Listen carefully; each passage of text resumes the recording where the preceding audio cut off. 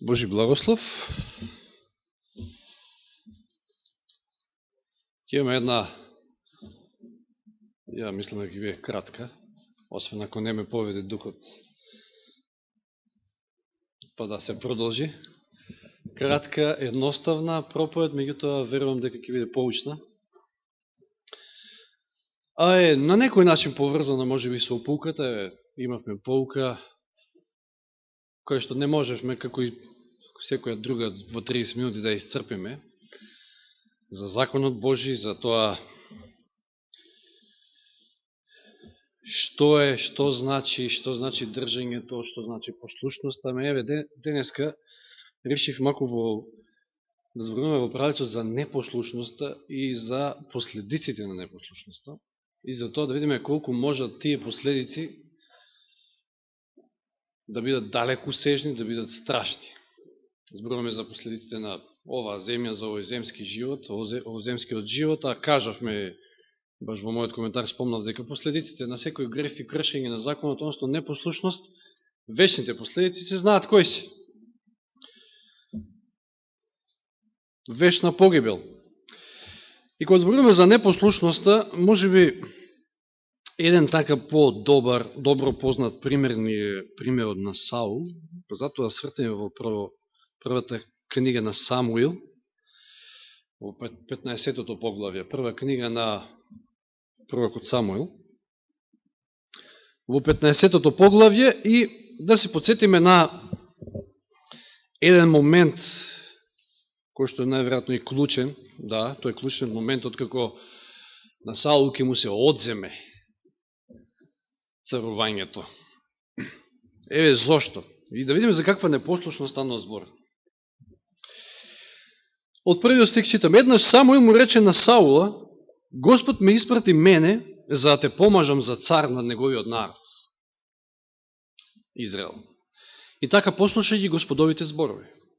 Господ над воинствата зборува вака: одлучив да се одмазнам за она што Амалик му направил на Израел, затварајки му го патот кога излегуваше од Египет. Сега оди и удри на Амалик, изврши проклето уништување. Ова може геноцид да се нарече. Сушност. Врзне го и врсе што има, не поштедувај го. Погуби ги мажите и жените, децата и доилчињата, говедата и овците, камилите и ослиците. Само се посетиме, ова е нешто што Бог го ветил.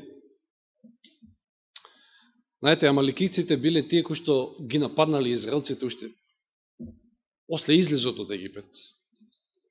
Еве да се подсетиме на излез најнапред, излез, 2 Мојсеева, 17 глава.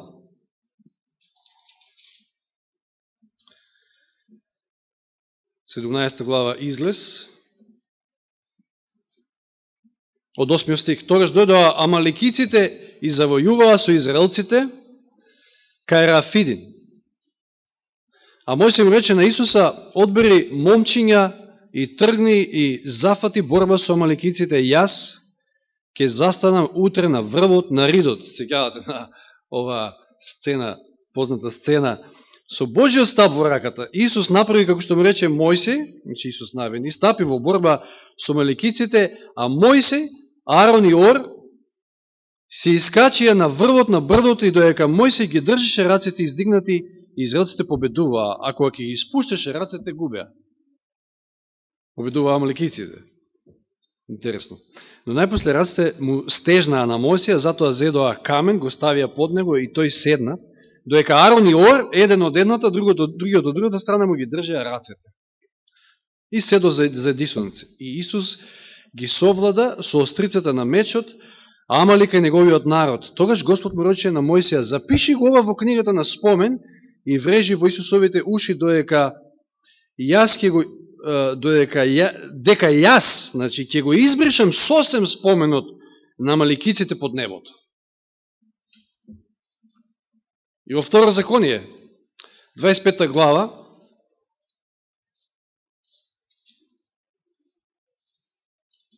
ова се зборови што ги читаат евреите денеска на нивниот празник Пурим. 25 глава, од 17 до 19. Спомни си за она што ти направи Амалик доека бевте на пат, откако излеговте од Египет, како те пречека на патот и ги истепа во твојата заднина сите немокни, кога беше уморен и исцрпен, зашто не се боеше од Бога. И затоа, кога Господ твојот Бог те смири од сите твои непријатели наоколу во земјата, кој Господ твојот Бог ти ја дава во наследство, и избриши го под небото споменот на Амалика. Не заборвај. И еве сега дошол часот, Господ сака токму преку Саул да го избрише споменот на Амалик. Да ги уништи сите амаликици, се што е нивно. И сега, знаете, и јас самиот сум се прашувал и еден куп луѓе денеска, па и вие денеска се уште сигурно се прашувате, како е ова можно? Значи, Господ наредува да се што е амаликиско и добиток и се да биде уништено. Дури, пазите, дојлчињата. Па чекай, зашто Господ не им даде прилика и шанса да се покажат во животот, може би ги бидат спасени. Ама да не забораваме, тоа е она како ние гледаме, меѓутоа Господ го гледа крајот од почетокот. Господ не знае уште во утробата, сеќавате за Езекија, мислам беше. Односно за Еремија, мислам беше. Дека го знае од утробата. Значи, тој знае што ќе произлезе од тој народ, тој знае што ќе произлезе од секој поединец. Иако може би тешко сватливо за човека, и денеска, кога читаме вакви работи, меѓутоа Господ го знае крајот од почетокот, знае што ќе биде резултатот од било кој од нас. И добро, во ред, заповета му е дадена и Саул тргнува, го собира народот, вели во 4 стих, 200.000 пешаци и 10.000 јудејци, во заграда. Саул дојде до амаликичкиот град и постави заседа во долината на потокот. Потоа Саул им порача на кенејците, еден друг народ, одвоите се. И вели на кенејците, зашто вие бевте добри спрема нас, за да ете не се случи вас да ви уништиме. И 7 стих, Саул ги порази амаликиците од Авила па се до Сур, кој лежи пред Египет. И внимајте сега, 8 стих понатаму, и го фати жив Агаг, амаликичкиот цар, а сиот народ го сотре со острилото на мечот, извршувајќи клето уништување. Но Саул и народот ги поштедија Агаг, чи царот, и не само тој, туку и најдобрите овци и најдобрите говеда, згоената стока и јагнињата и се што беше добро, ете за да им послужи место својата стока, тие да ги принесуваат, да ја принесуваат оваа запленета стока како жртва на Бога. И 10 стих, затоа му дојде Господово слово на Самуила, на пророкот Самуил сега. Се кајам што го поставив Саула за цар, се сврте од мене и не ги исполни моите заповеди. Самуил се нажали и цела ног извикуваше кон Господа. Рано наутро Самуил тргна за да го побара Саула и му јавија на Самуила вака: Саул отиде во Кармел и ете, си подигна таму споменик, потоа отиде натаму и слезе во Галгал. Како споменик подигнал Саул, интересно. Знаете, му удрило гордоста и славата во глава, после сите овие извојувани битки и победи. Но, ајде да прескокнеме и се среќаваат Самуил и Саул. И што вели Саул?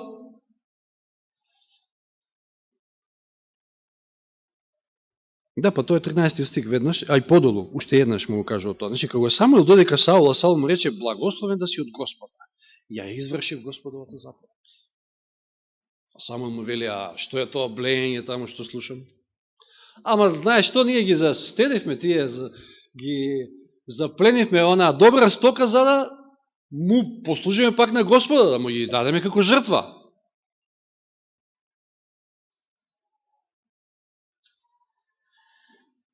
И Самуил му одговара, 22 стих. Дали му се на Господа помили палениците и приносите од послушноста кон неговиот глас? Знај, послушноста е поскапоцена од најдобрата жртва. Покорноста е подобра од овни. Се интересен и следниот стих. Непокорноста или непослушноста е како грев на вражење. Гревот на вражењето. А самоволието или тврдоглавоста, со други зборови, е како злосторот со идолите, односно идолопоклонство. Тврдоглавоста е идолопоклонство. Непослушноста е исто како и вражање. Ти го отврли Господовиот збор, затоа Господ те отврла тебе, за да не бидеш повеќе цар. Дали Саул ја исполнил Божјата заповед? Еве, тој вели на два пати, дори му вели на Самуил, ја исполнил Божјата заповед. Бог кажа, јас сторив што каже Господ, ама Господ што кажа?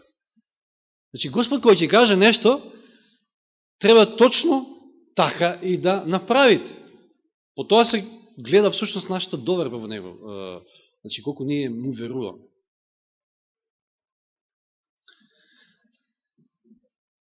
Значи, делумна послушност покажал Саул. Ама она што му се допаѓало, ќе се сетам на моментот кога Брделчо, баш во мојот дом, проучававме со него, значи тој не получуваше во оние лекции пред крштевање, мене, брат Дејан, Љупче и Тони, кој што заврши, се уште како монах, сум ви кажал за него. И му викав, немој, ама неме, чачкај, неме диреј за тоа касетите таму. Тоа беше таа технологија, значи касети, аудиокасети, неме чачкај за музиката, остајме, значи неме диреј.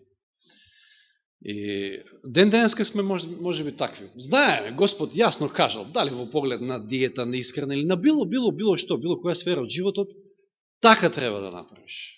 Ми тоа, може би правиме делумно, ама еден дел, она што ни е сладко, што ни се свига, си го задржуваме, што ни се допаѓа.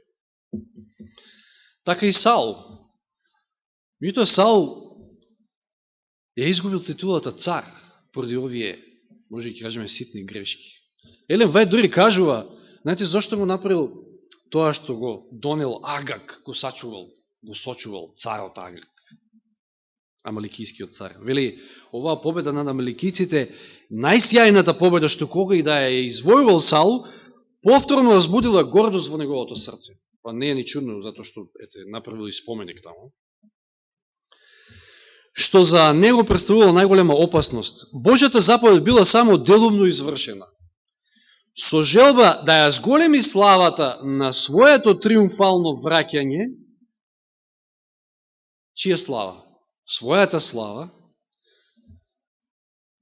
со присуство на заробениот цар Саул се осмело да ги поддржува обичаите на другите народи околу себе. Така правиле паганите, откако ќе совладале некој друго племе народ, триумфално ќе го донеселе царот заробен меѓу своите.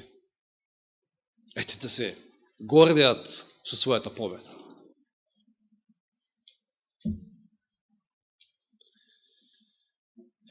Значи, делумна послушност. Сега, да видиме дека ова делумна послушност, односно непослушност на Саул, имала далеку сежни последици. Не само врз него, неговото семејство. Далеку посежни последици, кои што до сега, може би и до денеска, меѓутоа Библијата кажува 700 години најмалку после Саула. Додека да стигнеме таму, најнапред да видиме кои се амаликиците. Од кого потекнуваат? Скаваме. Кој е Амалик? Ајде да отвориме во Битие 36:12. Зошто таа омраза? Знаете, може би народ кој што најчесто и највеќе и најзлосторнички напаѓал врз израелците баш биле овие, амаликиците. Од каде таа злоба толкава? 36 глава, Битие 12 стих. Темна му беше соложница, конкубина, на Исавовиот син Елифаз. Таа му го роди на Елифаза Амалик.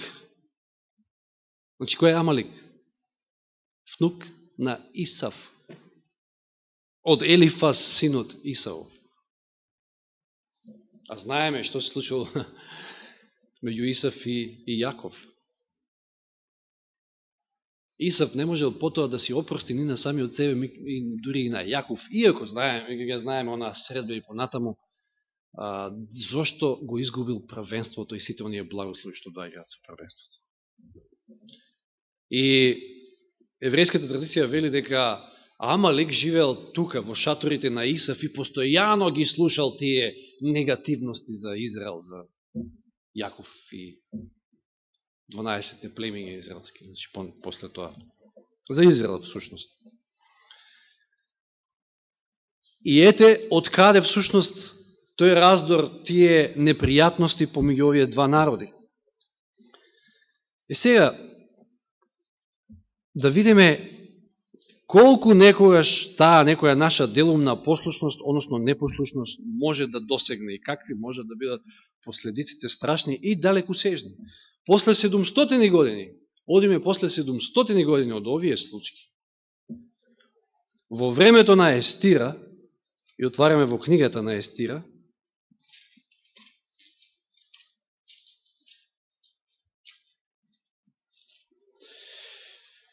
пред Јов се наоѓа Естира, во 3 глава. Знаеме како не тоа темата станала Естира царица во Персија. Значи 3 глава, од 1 стих. По тие настани царот Ахасвер го унапреди Амана, синот Амедатин Агагеец. Го возвиши и неговиот престол го постави над сите други достоинственици кои беа со него. Слично како Данило во Вавилон, така и Аман е поставен како пример, да кажеме. Значи, втор, највисок човек, веднаш до царот. И сите цареви и службеници кои што се наоѓаа при царевата врата се поклонуваа и коленичеа пред Амана. Зашто народот, односно царот нареди така. Но Мардохеј, евреинот Мардохеј, не се поклонуваше ниту коленичеше. Царевите службеници кои што се наоѓаа при царската врата му рекоа на Мардохеј: зошто ја престапуваш царевата заповед?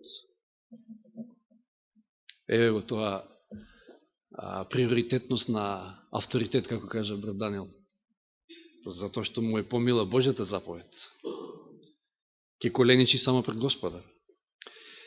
Иако тие му го повтараа тоа секој ден, тој не ги послуша. Не падна под нивното влијание. Тогаш тие му го јавија тоа на Амана, за да видат дали вреди Мардохеевото оправдување. Зашто им рече дека е евреин? Кога Аман утврди дека Мардохеј ниту му се поклонува, ниту коленичи пред него, се налути силно.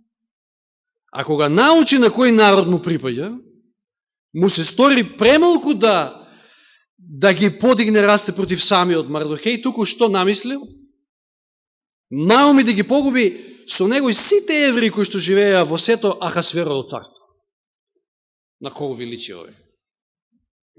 Еве, значи, наумил геноцид да направи врз еврејскиот народ, што ми личи мене на Хитлер, на една понова историја. Меѓутоа, зошто? Зошто само поради тоа што Мардохеј не сакал да клекне? Зошто вели овде, а кога па научи на кој народ му припаѓа?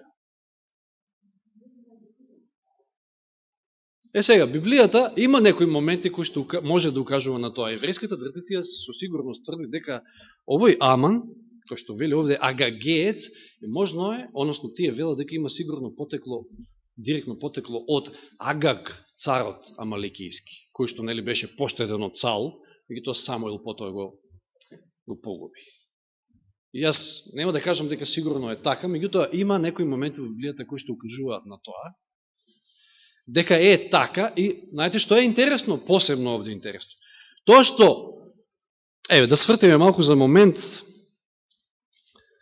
во 1 Самуилова, односно не, во Естира, 2 глава, 5 стих, да видиме кој е потеклото на Мардохеј и Естира. Знаеме дека Мардохеј бил братовчет нев. 5 стих. Во тврдината на градот Шуша, 2 глава, 5 стих Естира, беше некој си еврин кој се викаше Мардохеј, син на Јаир, син од Симеев, син Кисов, од Вењаминовото потекло. А да го видиме потеклото на Саул. Во 1 Самуилова, 9 глава 1 и 2. Прва книга Самуилова, 9 глава 1 и 2. Во она време живееше еден човек, значи прва книга Самуил, 9 глава 1 и 2. Во она време живееше еден човек во Вењаминовото племе по име Кис. И се кажува чив син е Кис, а во втори стих вели имаше син по име Саул. Значи Саул е син на Кис, од Вениаминовото племе. А Мардохеј и Естира кажува дека исто така водат потекло од Кис. И има голема смисла. Аман се разлутил, кога разбрал од какво е нивното потекло, од кој народ се, затоа што пак Аман е агагеец, вели, од Агаг. Баш оној кој што бил поштеден од Саул, ама и уништил целата нација. Меѓутоа се поставува прашањето сега, дали само Агаг бил поштеден? Од каде сега овој, ако биле сите уништени? Дали само царот бил поштеден? И ете, нели, еден куп стока, меѓутоа зборуваме за луѓе се. Па ако читате Давид кој што царува после Саул, еден куп работа се имал со амаликијци. Има повеќе стихови, не се наврекаме тие стихови, ќе читаме само еден кој што укажува на тоа дека амаликијци имало и после тоа. Саул не ги уништил сите. Еве неговата непослушност, значи.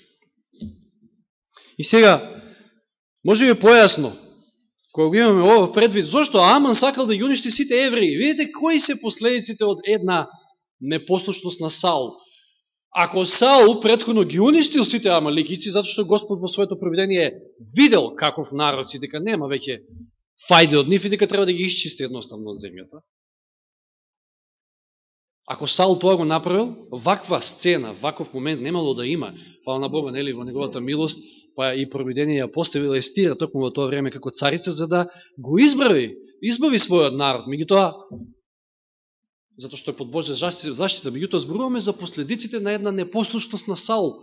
Колку се далекусежни? 700 години ова се случува после Саул, времето на Саул. Значи, кога Господ ти каже нешто, направи така, дури може би некојаш и не ни е јасно зошто Бог бара такво нешто, ние треба да го послушаме, затоа што Господ го знае крајот од почетокот.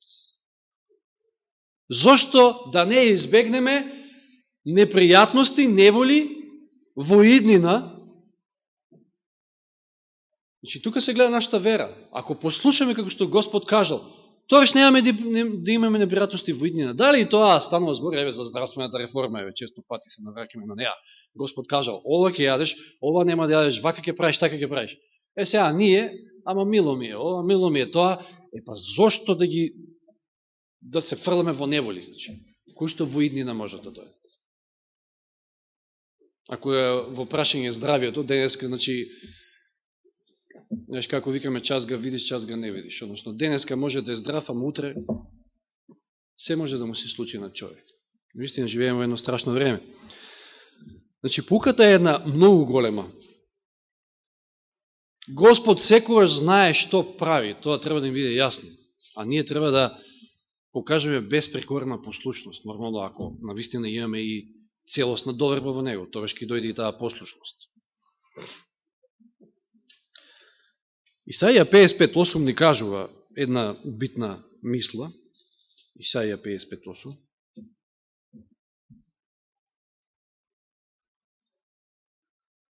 Зошто вашите мисли не се мои мисли, вели Господ, и моите патишта не се ваши патишта, слово е Господово. И дори 9 стих, небото е високо на земјата, така моите патишта се над вашите патишта. И наистина некојаш тешко да го разбереме, меѓутоа треба да имаме целосна доверба во нашиот Господ. Тој знае што прави. Тој го знае крајот од почетокот. И сега продолжиме, тамо застанавме во 3 глава. Планот на Аман. Фрла ждрепка за тоа кога треба да започне акцијата. И Аман му кажува и на царот, во 8 стих вели, во сите покрајини на твоето царство има еден народ, му вели, распрснат среде другите народи и одвоен од нив, неговите закони се инакви од законите на сите други народи. Тие не ги пазат царските одредби. Зато царот не смее да ги остави на мир. Ако му е по волја на царот, нека се распише за да бидат убиени тие, а јас ке им избројам 10.000 сребрени таланти. Видите какви финансии ке фрли Аман само за да го збрише еврејскиот народ. Каква омрза. И 10 стих вели, потоа царот го извади печатниот прстен од раката и му го предаде на Аман, еве какво овластување, какво власт имал Аман, значи, втор човек. Непријател на евреите, вели, стикот завршува. Синот Амедатин, Агагеес, непријател на евреите. Значи, 10-тиот. И му се даваат и пари и така натаму, и сега да не читаме понатаму, знаеме дека тој план е осуетен и знаеме дека Аман ќе заврши на бесилката на која што треба се најде Мардохеј. Благодарите на, значи, целото водство на тие настани од страна на Бог. Но, сега, останува да виси уште прашањето дали овој човек можно е да е амаликиец. Јас ќе прочитам еден стих во прва книга Летописи. Значи има повеќе, ако читате во Цареви, па и во Летописи, каде Давид морал да се справува подосна со амаликиците. Што јасно кажува дека Агаг не е единствениот кој што бил поштеден. Но еве читаме во прва книга Летописи, 4 глава,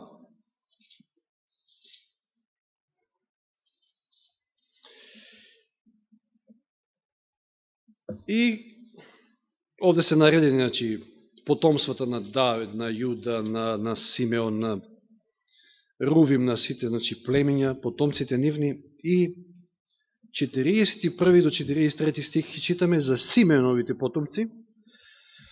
Вели од 41 стих, Симеоновците, запишани по име, нападнаа во времето на јудејскиот цар Езекија. Ова е негде 300 години после Саул, во времето на Езекија. Симеоновците, значи 4 глава, 41 стих, запишани по име, нападнаа во времето на јудејскиот цар Езекија, да ги разбија нивните шатори и нивните засолништа, се мисли на Хамовите потомци, значи нивните шатори, предходно вика стихот, и ги истребија за секојаш и се населија на нивото место, зашто таму беа пасиштата за нивите стада. Тогаш, 42 стих, некои од оние што им и припаѓаа на Симеоновите синови, нив 500, излегува на планината Сир, начело со Фелатеј, Неари, Рефај и Озил, Есееви синови, и ги погубија остатокот што беше избегал од амаликици. И се населија таму до денешен ден. Еве, 300 години после Саул гледаме дека се уште има амаликици. Симеоновите потомци вели дека го погубија остатокот. Но кој може да знае дали тоа биле пак сите тие амаликијци? Значи, јас не кажувам со сигурност дали овој Аман е амаликијец, меѓутоа поуката е страшно силна. Нашата непослушност или нашата делумна послушност, што е еднаква на непослушност, може да има страшно далекосежни последици. И затоа, кога Бог бара послушност, ние треба да бидеме послушни. Оно што Тој го бара од нас, тоа е најдобро за нас. Тој не бара да се откажуваме од некои нешта кои што се добри за нас. Не, Господ е предобар, Господ знае што е добро, а што не. Затоа кога Тој нешто бара од нас, кога читајќи ја Библијата или слушајќи проповедки, кога слушаме неговиот глас, точно вистина со Божја помош, со молитва, треба да се потрудиме не со наша сила, туку да дозволиме да Исус преку нас не засели, ни даде сила, ни, ако немаме желба, и да ни даде и желба, како што вели во Филипјаните таму. Да го извршиме тоа што Бог го бара од нас, за да се поштедиме од неволи кои што може да дојдат во војнината понатаму. Видите, за малку евреите ќе доживеале геноцид многу порано. И меѓутоа нормално Господова волја било преку нив да дојде и ветениот Месија, и затоа и ги водел сите овие настани на еден совршен начин. Меѓутоа, еве, за малку можело да се случи геноцид врз нив, само затоа што Саул не го извршил овој геноцид или уништување на амаликиците, кој му тоа било заповедано од страна Господа. Така да, кога Господ вели, оставете ова, разрешете се со тоа, исчистете се што е нечисто, тоест не треба да оставаме ништо од тоа. Нито едно агагче, ако можам така да кажам. Затоа што тоа нешто може на крајот нас да не уништи. Нека му е слава на Господа што прекрасно не води и не поучува на целиот наш живот. Внимавајте, значи, ако бидете само критични, доволно само критични, она е тоа нешто што може би нам ни фали, као лаодикејци. Ако бидеме самокритични, секој ден, ама буквално секој ден, Господ ни праќа некоја порака, некој совет, да го послушаме неговиот глас. За да го послушаме неговиот глас, тој тивок глас, значи, навистина ќе треба да често пати коленичиме, да имаме тесна заедница со него, за да знаеме кој глас е неговиот, да ги исклучиме сите оние гласни, звучни гласови со не знам колку децибели на овој свет, од можеби телевизија, од можеби не знам што се не во овој свет, за да го слушаме неговиот глас и да го послушаме, за да избегнеме страшни последици. На крајот и оние вечни последици. Нека му е слава на Господа. Амин.